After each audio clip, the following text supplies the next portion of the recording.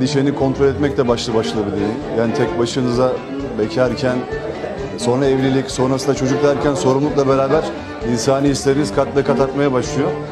Her şeyle güzel duygular ama. Merhaba arkadaşlar, yepyeni haberlerle karşınızdayız. Elçin Sango, medyayı sev ama esiri olma diyerek düşündürdü.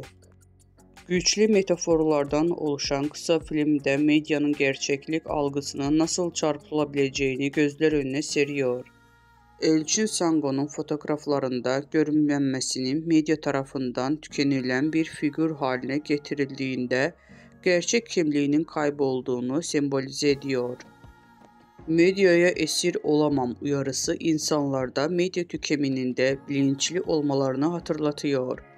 Bu kısa filmde Sango medyanın güçlü ve bireyleri üzerinde etkisini eleştirirken izleyiciler medya tüketiminde dikkatli ve bilinçli olmaları gerçeğini hatırlatıyor.